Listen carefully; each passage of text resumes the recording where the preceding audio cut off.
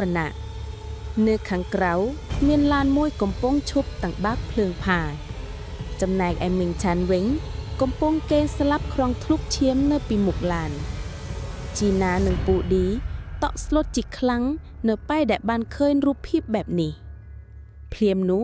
ជីណាក៏បានឃើញអ្នកស្រីសាងកំពុងញញឹមហើយសម្លឹងមកកាន់ពួកគេពីក្នុងឡានជីណាប្រញាប់ទាញដៃនៃពូឌីរត់ចូលទៅខាងក្នុងយ៉ាងលឿនហើយភ្លាមនោះ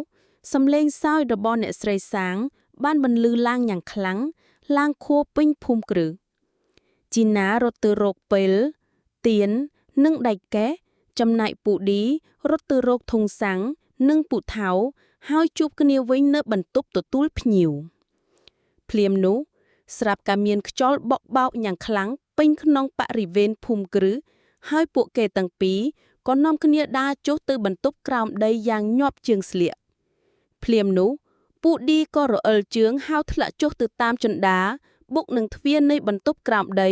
សន្លប់បាត់មាត់ឈឹងជីណារើពូថៅកាប់បំបែកសៅជាច្រើនសាររហូតដល់ដាច់សៅចិនពីទ្វារស្របពេលនោះនាងក៏ស្រាប់តែភ្ញាក់ផ្អើលនិងភិតភ័យជាខ្លាំងនៅពេលដែលបានឃើញវិញ្ញាណអ្នកស្រីសាងកំពុងឈរនៅពីមុខទាំងរូបរាងស្គមស្គាំងនិងសក់ស្រូវសំពងវិញ្ញាណអ្នកស្រីសាងបានស្ទុះមកចុចបាច់កជីណាយ៉ាងខ្លាំងហើយនាងក៏ប្រតែយប្រទប់ជាមួយខ្មោចអ្នកស្រីសាងដែរនាងច្រាងអ្នកស្រីសាងទៅមួយខាងហើយស្ទុះរត់ចូលទៅក្នុងបន្ទប់ក្រោមដីរួចបិទទ្វារហើយឈរទប់ទ្វារកុំឲ្យអ្នកស្រីសាងចូលបានជីណា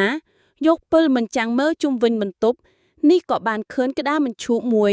បន្ទាប់មកនាងក៏រត់ទៅបើកមញ្ឈូសនោះមើលហើយក៏បានឃើញសាកសពលោកស្រីធំរលួយស្ទើរតែសល់ឆ្អឹងនិងមានប្រឡាក់ឈាមស្រស់នៅក្នុងនោះហើយភ្លាមនោះដែរវិញ្ញាណអ្នកស្រីសាងក៏ស្ទុះមកច្របាច់កនាងពីក្រៅយ៉ាងខ្លាំង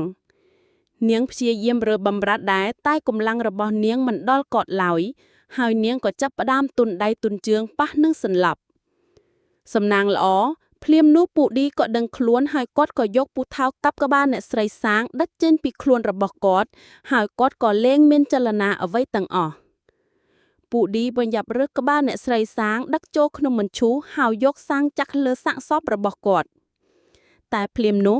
ខ្លួនរបស់អ្នកស្រីសាងក៏ស្ទុះមកច្របាច់កពូឌីយ៉ាងខ្លាំងចំណែកឯពូឌីវិញក៏ព្យាយាមរើបំរាស់បណ្ដាហើយស្រែកហៅមកកាន់ជីណាបណ្ដា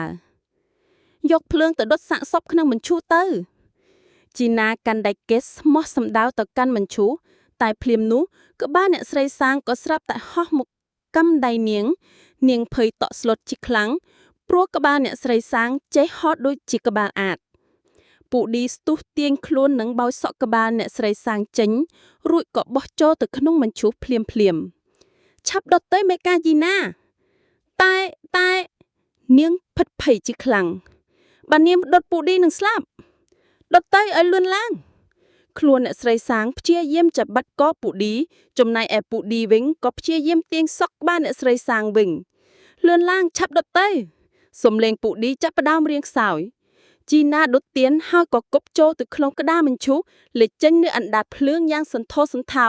ជាមួយនឹងសំឡេងស្រែកយ៉ាងគ្រលួចរូបគូឌីនិងអ្នកស្រីសាងជីណាយកគម្របគ្របក្តារមញ្ឈូសរួចក៏រត់ចិនទៅក្រៅទាំងភ័យខ្លាចរន្ធត់ចិត្តជាខ្លាំងជាមួយហេតុការណ៍ដែលនាងបានជួបនោះមកដល់ខាងក្រៅភូមិគ្រឹះមេឃក៏ចាប់ផ្ដើមភ្លឺស្រាងទៅហើយនាងក៏ហៅតាក់ស៊ីជិះត្រឡប់ទៅក្រុងវិញនាងអស់កម្លាំងជាខ្លាំងនាងកេងលក់នៅក្នុងតាក់ស៊ីតាំងពីពេលជិះរហូតមកដល់ទីក្រុងមកដល់មាត់ទ្វារផ្ទះនាងក៏និយាយទៅកាន់អ្នកបើកតាក់ស៊ីអ្នកមីងចាំញ៉ាំនៅទីនេះសិនហើយណាចាំញ៉ាំចូលទៅយកលុយមកឲ្យចាអ្នកបើកតាក់ស៊ីឆ្លើយតបជីណាឈរស្ងៀមហើយងាកមើលអ្នកបើកឡានតាក់ស៊ីនោះទាំងមឹងឆ្ងល់អូប្រហើយអ្នកបើកឡានតាក់ស៊ីមានមុខមាត់ដូចអ្នកស្រីសាងខ្លាំងណាស់គាត់កំពុងតែញញឹមមកកាន់ញ៉ុងហើយជីណាភាំងស្មារតីហើយមើលមុខគាត់វិញមានន័យថាយ៉ាងម៉េចហ្នឹងពេលគេងកុំភ្លេចមើលក្រាមក្រែផងប្រយ័ត្នអ្នកស្រីសាងទៅចាប់ទាញជើងនៅយប់នឹង